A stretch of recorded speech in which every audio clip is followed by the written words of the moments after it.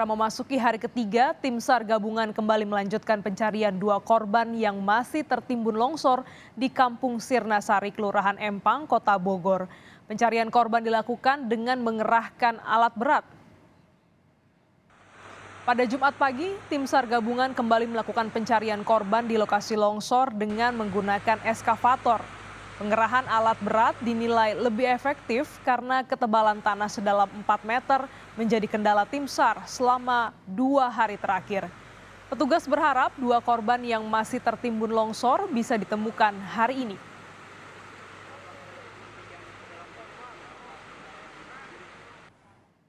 Hari ini ditemukan eskavator, kemudian dengan titik-titik yang ditemukan oleh pihak keluarga, titik itu sudah ditemukan.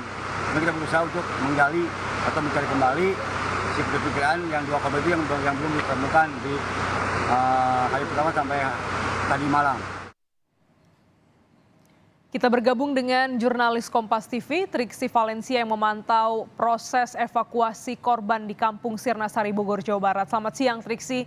Hingga siang ini, apakah sudah ada korban lagi yang ditemukan?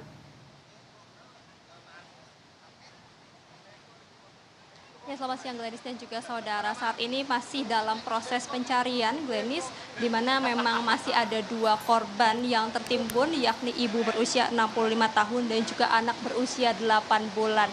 Tadi ini juga disampaikan oleh anggota keluarga yang memang mengetahui dan juga membantu petugas untuk memetakan setidaknya kira-kira di mana lokasi keberadaan dua korban tersebut, Glenis. Dan akan ditunjukkan oleh juru kamera kami Kompas, Roy Ilman. Kalau di sana memang yang terlihat oleh layar kaca Anda, memang ekskavator sedang tidak bekerja karena memang petugas sedang dalam waktu istirahat setelah melakukan pencarian sejak pukul 8 pagi tadi. Kemudian tadi yang disampaikan oleh petugas adalah ini sudah melakukan pengerukan atau pencarian hingga kedalaman 3-4 meter. Memang masih ada baik timbunan tanah maupun juga reruntuhan, puing-puing ini juga masih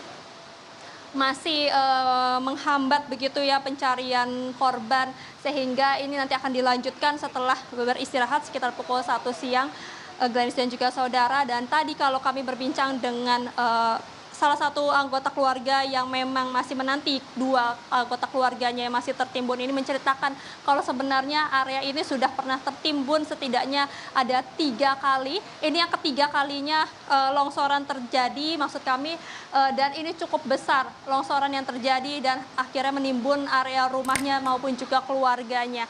Kalau yang pertama terjadi ini tidak memakan korban, lalu kemudian sempat terjadi longsor juga di area atas sana, namun hanya sedikit saja longsoran yang terjadi sehingga tidak memakan korban. Akan tapi yang ketiga kalinya atau yang saat ini terjadi pada 14 Maret kemarin, ini longsornya cukup besar begitu sehingga kemudian menimbun rumahnya dan memakan korban. Sampai saat ini yang masih dicari adalah 2 orang korban lagi, yakni adalah memiliki hubungan keluarga, yakni nenek dan juga cucunya. Ini yang tadi disampaikan oleh salah satu anggota keluarga yang memang masih menanti keluarganya di tempat ini, Glenis dan juga saudara. Selain itu juga tadi yang disampaikan oleh petugas, setelah adanya alat berat ini memang sangat membantu pencarian karena memang melihat dari timbunan yang cukup dalam, karena pada kemarin Kamis sore pun ini 2 korban yang telah ditemukan dalam kondisi meninggal dunia ditemukan di kedalaman, maksud kami 3-4 meter, sehingga dengan menggunakan alat berat tentu ini sangat mempermudah ketika petugas melakukan pencarian yang harus melewati timbunan tanah, puing-puing maupun juga bebatuan yang tertimbun di tanah ini, Glenis. Oke, Triksi, hari ini Menteri Perhubungan meninjau lokasi longsor, apa saja yang akan dibenahi?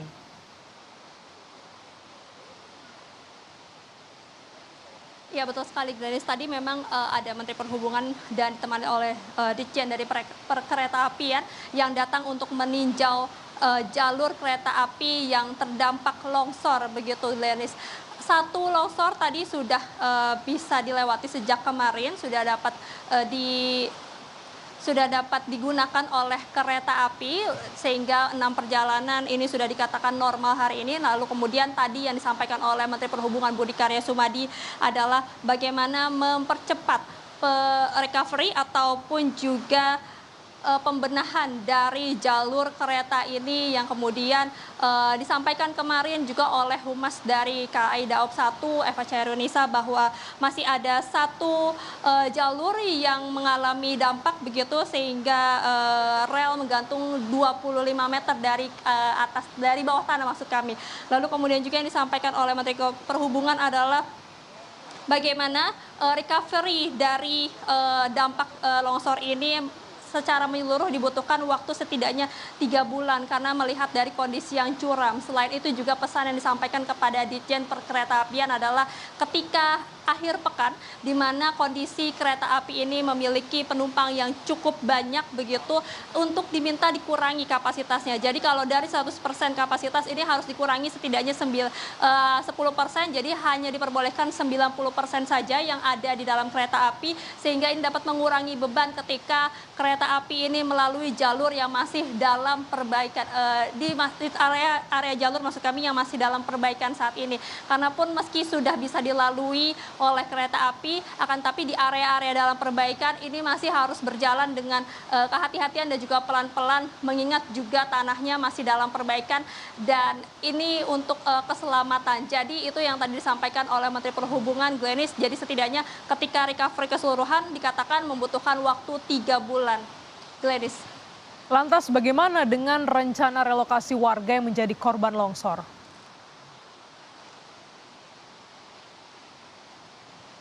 Ya, tadi kalau yang disampaikan oleh Wakil Wali Kota Bogor, Dedi Arahim, yang tadi ikut memantau juga bagaimana pengerjaan di rel kereta api termasuk juga melihat bagaimana petugas tim SAR gabungan ini melakukan evakuasi dan pencarian.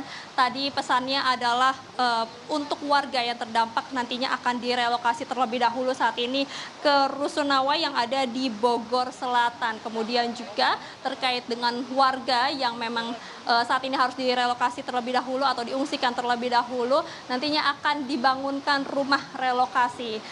Untuk lebih jelasnya, Glenis dan juga saudara, kita dengarkan terkait kutipan dari Wakil Wali Kota Bogor, Dedi Arahim berikut ini. Kita akan relokasi.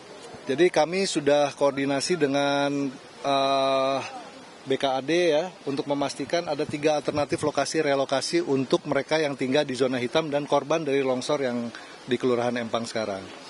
3 alternatif lokasi ini nanti pembangunannya kemarin sudah dikoordinasikan dengan Kepala BNPB dan akan mereka koordinasikan lagi dengan Kementerian PUPR untuk pembangunan apa istilahnya rumah sementaranya ya atau rumah hunian relokasi lah ya, intinya sih seperti itu. Lokasinya di mana sih, Pak? Ada 3 alternatif lokasi di Pamoyanan, Bogor Selatan, kemudian di Ciawi, satu lagi di Ciomas, lahan-lahan aset milik pemerintah Kota Bogor.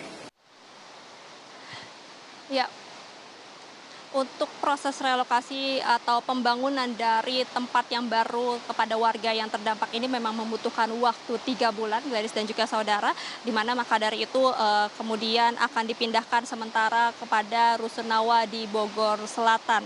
Lalu yang saat ini juga warga tadi disampaikan ada di posko pengungsian di SMP 9, di sana juga ada dapur umum, sehingga untuk keluarga nanti masih dalam proses baik di pengungsian maupun juga relokasi ke tempat yang sudah ditentukan oleh Wakil Wali Kota Bogor sebelumnya menunggu kemudian rumah atau tempat baru yang dalam pembangunan saat ini. Glenis. Baik, terima kasih jurnalis Kompas TV Triksi Valencia langsung dari Bogor, Jawa Barat.